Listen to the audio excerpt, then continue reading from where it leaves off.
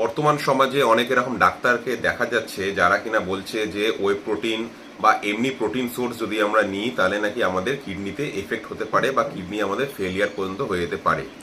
আর কিডনির ফেলিয়ারের মেন কারণই নাকি হচ্ছে ওয়ে প্রোটিন বা এমনি প্রোটিন। তো আমি তোমাদের আজকে বলে রাখি যে ওয়ে প্রোটিন যে আমরা খাই বা এমনি প্রোটিন যে আমরা ফিশ বা মিট থেকে বা অন্যান্য ফুড থেকে আমরা ইনটেক করি, ওগুলোতে কিন্তু আমাদের কিডনিতে প্রবলেম হয় না, যদি না আমাদের কিডনি আগে থেকেই প্রবলেম হয়ে থাকে। যদি আমাদের কিডনিতে আগে থেকে কোনো প্রবলেম থাকে তাহলে কিন্তু আমাদের সেটা কিডনিতে এফেক্ট করবে, না হলে কিন্তু আমাদের কোনো প্রবলেম নেই। রিসার্চে দেখা গেছে আমরা যদি আমাদের বডি ওয়েটের ইন্টু 1 বা 1.5 বা ম্যাক্সিমাম যদি ইন্টু 2 যদি আমরা প্রোটিন খাই তাহলে কিন্তু আমরা সেফ থাকবো, আমাদের কোনো প্রবলেম হবে না।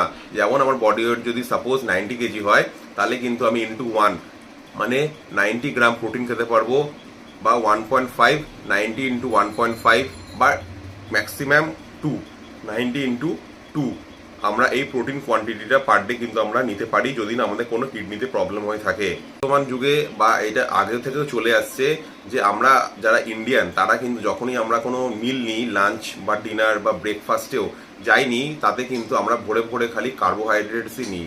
যেমন আমি এটা সবার মুখেই শুনি, বেশিরভাগ আমাদের প্যারেন্টসদের মুখে বা যারা আমার ঠাকুমা ঠাকুরদা দাদু দিদা আছে, আমি যদি বলি ভাত রুটি খাবো না, আমি ফলমূল শাকসবজি মাছ মাংস এগুলো খাবো, তো তাদের মাথায় একটাই চিন্তা হট করে চলে আসে, ভাত খাবি না রুটি খাবি না শক্তি করতে পাবি।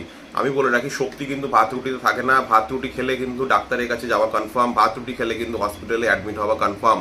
সুতরাং যত পারবে ভাত রুটি থেকে দূরে থাকো, যত পারবে তোমরা প্রোটিন খাও। আমাদের দেশে সুগারের পরিমাণ বেশি, সুগারের আরও ভবিষ্যতে আরও কিন্তু সুগার বেশি হবে, যা কারণ আমরা এখন শুধু বাড়িতে ভাত রুটি খাওয়ার থেকে আমরা বাইরে ফাস্টফুড প্রচুর পরিমাণে খাই, এবং আমরা চিপস কোল্ড ড্রিঙ্কস চকোলেট এগুলো প্রচুর পরিমাণে কিন্তু আমরা খাই। তো সুতরাং আমরা আমাদের যে মিল হবে পার ডে, সেই মিলে কিন্তু আমাদের প্রোটিন বেশি রাখতে হবে, কার্বস কমিয়ে দিতে হবে। কার্বস যদি একদমই কম হয় তাহলে খুবই ভালো হয়। প্রোটিন কিন্তু আমাদের অনেক বেশি খেতে হবে। যদি আমরা প্রোটিন বেশি পরিমাণে খাই তাহলে কিন্তু আমাদের ফ্যাট লস করতে সাহায্য করবে, ওয়েট ম্যানেজমেন্ট করতে সাহায্য করবে। আর আমাদের যারা ইনসুলিন নিই, আমরা সুগারে যাদের ইনসুলিন নিই তাদেরও কিন্তু রিভার্স করতে সাহায্য করবে। যেমন আমরা যদি প্রোটিন বেশি পরিমাণে খাই, কাপ যদি একদম কমিয়ে দিই বা যদি নাই নিই, ভাত রুটি যদি নাই খাই, তাহলে কিন্তু যারা সুগারের রোগী তাদেরও কিন্তু সুগার আস্তে আস্তে আস্তে আস্তে কমতে থাকবে। হোপ তোমাদের এটা হেল্প করবে।